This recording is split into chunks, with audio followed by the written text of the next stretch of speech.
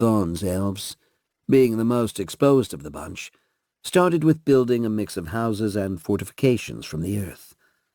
Stone walls, stone houses. I was quite amazed at the speed at which they managed to build with the rocks and dirt.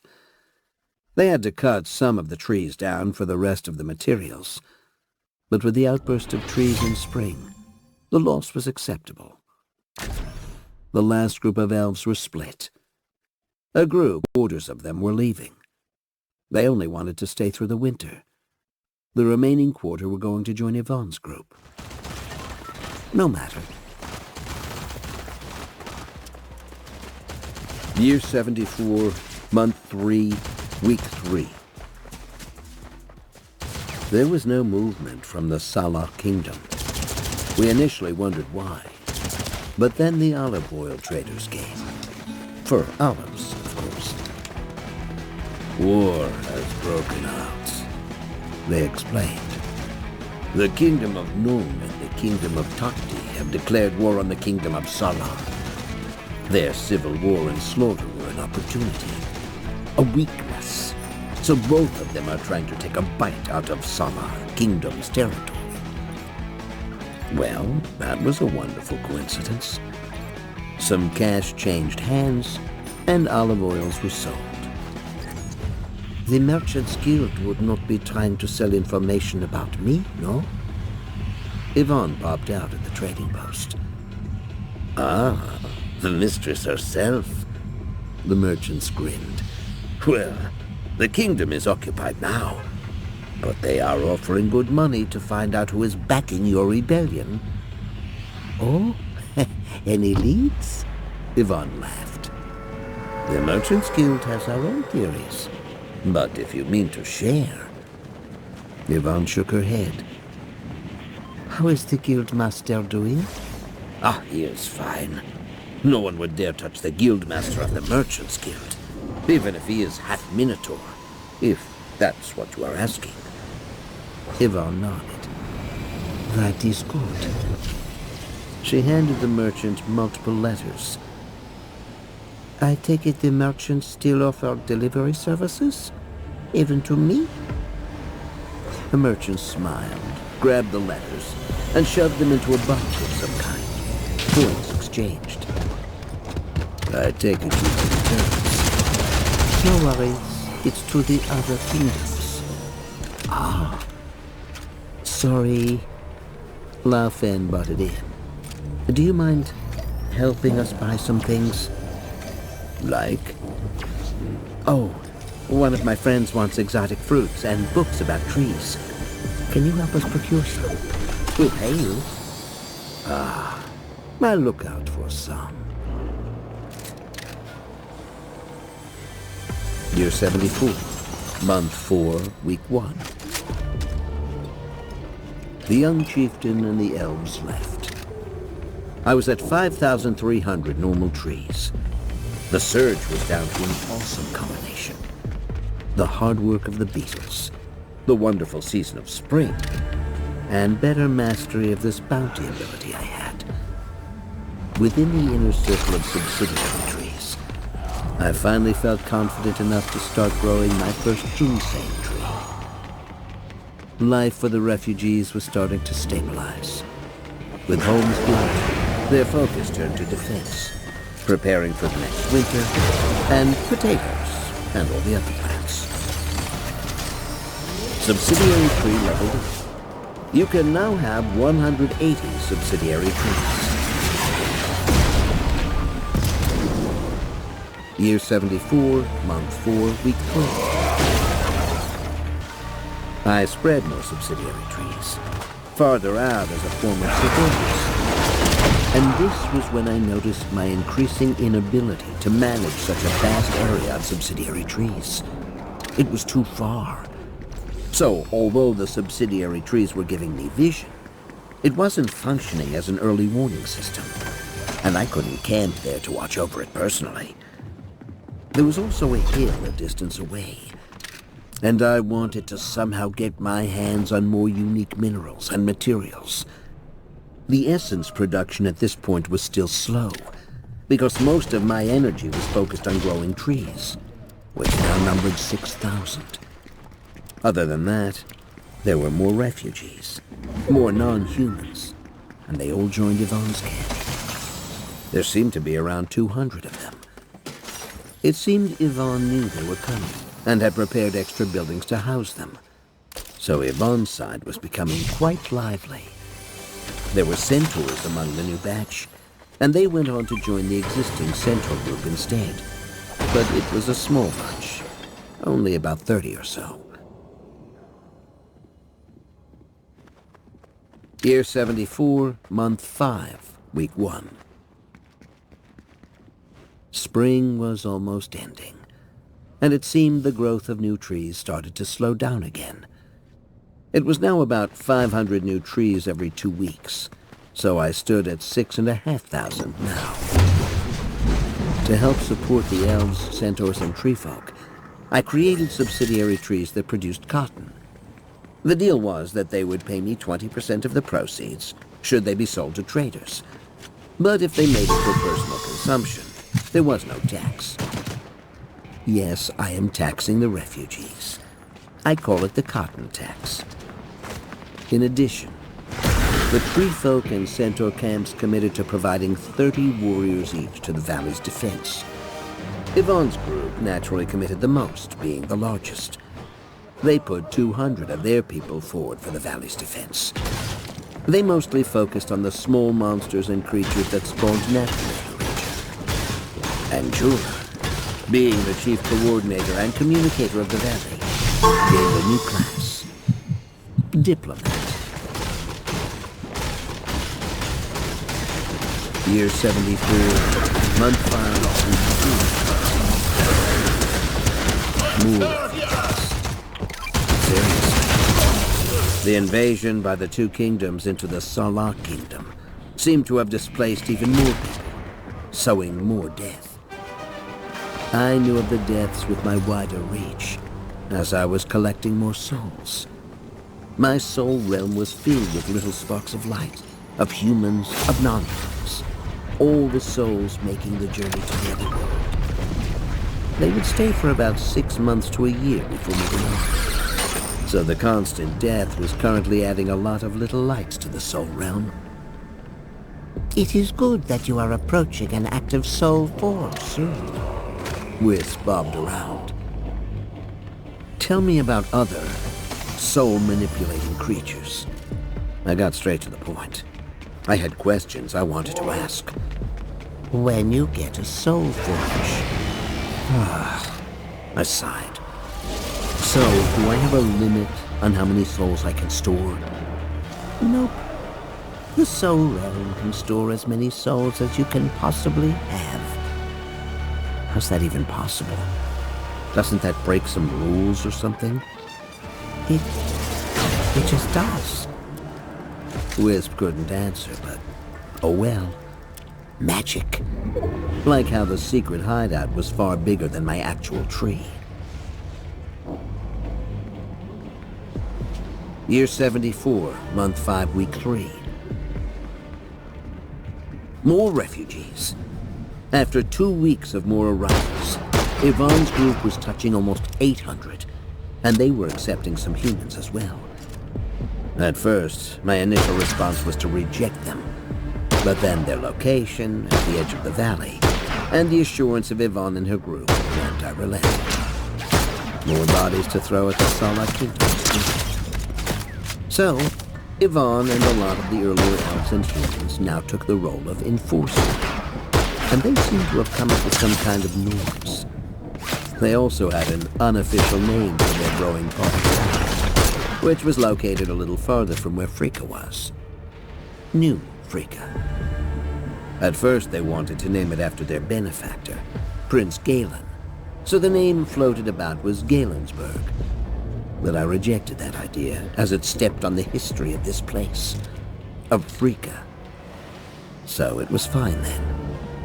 That new settlement they were working on could be the new town, and the area my main tree was in would be the old town of Frika. I also gained a random level, after almost 6 months of not gaining one. Level 117. Timber farm.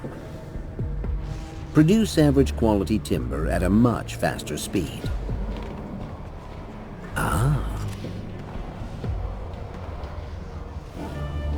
Year 74, month 6. A smooth scouting party from the Salar Kingdom was spotted. Their enmity with Yvonne had not ended after all. The skirmishes with the Nung and the Tokti were just minor distractions. Salar was one of the larger states in the region, and they had sufficient resources to hold both fronts and still pursue their vengeance. For Yvonne, this came as a disappointment. Their earlier hopes of making peace in this land were dashed. It wasn't going to be as easy as they initially hoped. I decided to let Yvonne deal with it. If they were to make a life in this valley, they had to show they were up for the challenge. So they captured the scouts, interrogated them, and then killed them. I suppose they would be suspecting something when the scouts didn't return anyway. Later in the month, the traders came along, traded some oil and brought us some exotic fruits. It seemed the olive oil prices had gone up slightly during the wars, so we were paid a little more, though the merchant's share was obviously higher. It seems Salar's claim over our valley and a few other territories was disputed by the Nung. Their point being that Salar's abandonment during the demonic wars rendered their claim moot. The past few months have consisted of a mix of skirmishes and high-level diplomatic meetings, so the disputed area had been declared a temporary no-go zone. But that was ending, as neither budged from their claim. So Salar was coming, and so were the Nung. Peace is but a temporary lie, the outcome of two nations bickering with words. Harvestable products upgraded. Papaya and grapes obtained. Normal tree count, 7,800. Year 74, month 6, week 4. More refugees. Yvonne's group was expanding their walls, and a second layer of walls were being built to protect the additional houses now. With the help of timber, some of their earlier buildings were being rebuilt taller, more dense. Yvonne's group was actually fairly talented. One of them was actually a mayor, and he had taken the role of mayor of New Frika.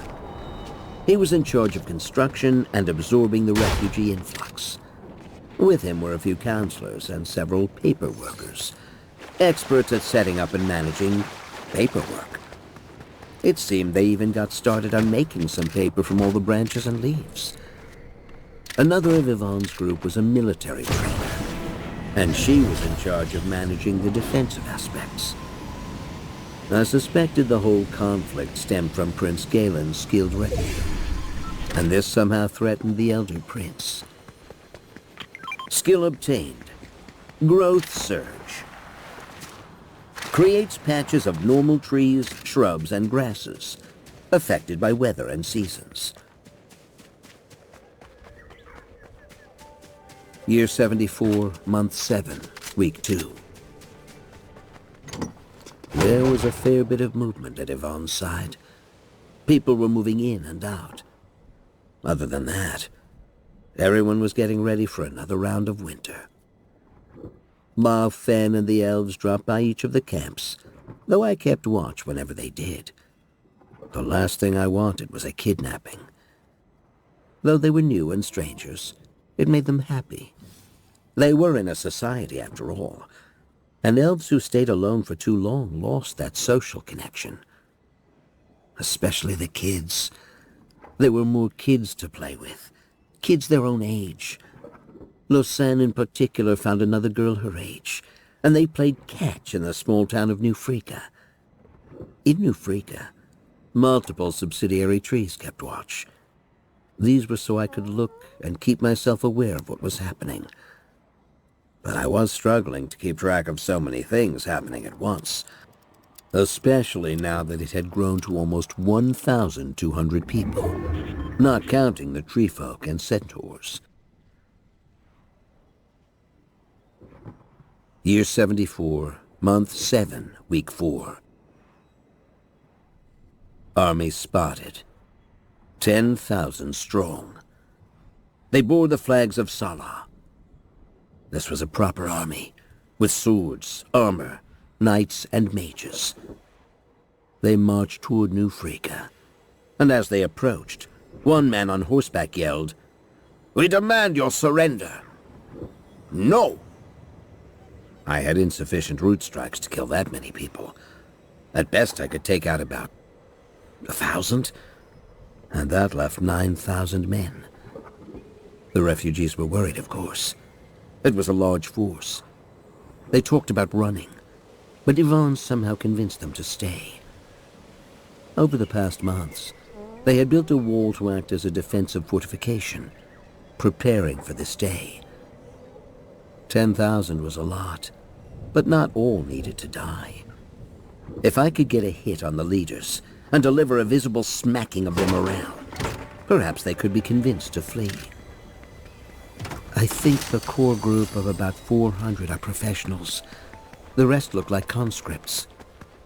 Mages? I had in mind a similar strategy to the earlier fight. I wanted to take out the mages first, but they saw how we fought the first time, so they might know that we would try the same. And indeed, there were no obviously visible mages. All of them wore armor, so the suspected mages were likely those wielding staves or sticks. They would probably show themselves once the battle got into close range. The army closed in. The number of cavalrymen was a lot less this time. The refugees could field about 800 fighters in total, 700 from the camp itself, and 100 from the centaurs and treefolk. Arrows started to fly, and the enemy's leader activated a shield barrier, deflecting the arrows. Some of the arrows, though, were from actual archers, with shield-penetrating abilities, so some still got through. The treefolk used their ability to throw rocks and boulders at the army, and their size and energy meant they were able to pierce the shield. 10,000 mostly soldiers. Something wasn't right. They entered into some kind of turtle formation to reduce the impact of our projectiles, and they drew nearer. Around the walls were my subsidiary trees, and they walked past them. I took this chance to take a closer look. Mages. I knew some of them were, but with the bodies flanking and blocking, I couldn't see them very well. A few of the refugees were also mages, and 2 fireballs flew toward the army, smacking right into a magic barrier. It was at this time a long-range projectile smashed into the refugee mage, killing him instantly. I quickly turned my attention to them. Far away, there were 3 men, one holding a long-barrel gun. A sniper? However, it was a lot cruder, made of forged crystal, and seemed to use magical bullets. Another one looked like a mage, with the whole wizard gear going on. And the last man was an old man in a complete set of knight's armor. He had a faint, authoritative presence, and the ornaments on his person were magical, which made me suspect that he was probably a lord or noble. "Did you spot the supposed archdruid?" the old man asked. "No," the sniper answered. "Deploying 10,000 men is a little overkill. It's probably those tree folk," the mage said. The old man nodded. "I wouldn't count Yvonne out just yet. She's probably got something up her sleeves. The fact that she so brazenly set up a physical camp here suggests she has some kind of backing." The sniper shook his head. "Seriously, there are none of the usual mana signatures." The wizard shrugged. "Maybe she's just overconfident or tired of running. Maybe." The sniper turned his barrel around. "All these trees are annoyingly tough." He fired, and the projectile pierced through one of my subsidiary trees. But it slowed the crystalline projectile down significantly and softened the blow. The wizard paused, seemingly realizing something. Detect presence. He paused and turned to the Lord. We should leave. The Lord looked dumbfounded. Huh? Why? Don't we have good odds? I sense an ominous presence that stretches this entire valley. Not something an archdruid can do. The trees, they are looking back at us. The wizard pointed. I feel them watching us. The Lord stared. How sure are you? These trees, they have a faint killing intent. This is no ordinary forest. That explains why the refugees are stuck. They dare not venture through the valley, so they may as well make a stand here. We might still be able to defeat Yvonne and her band of rebels, but whatever else is here, it's not going to fall to us. Not to what we have here. If Yvonne is somehow working with or trying to control whatever lurks in this forest, we may not stand a chance. It's a trap, my lord. The Lord paused and looked at the sniper. What do you think? I trust his judgment. If he says we should leave, we should.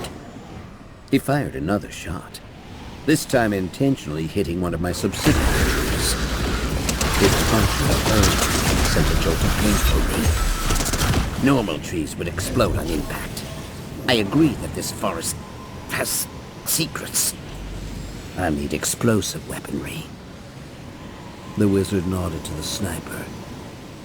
It is best I report this to the Wizards Guild. A deployment of a much larger group of wizards may be necessary. The Lord nodded. Very well. There is no shame in retreating to fight another day. Call the army back. If this is a trap, we will not fall for it. We would be better placed if we can tap some rangers and shamans for the next fight. And so, the army of 10,000 retreated.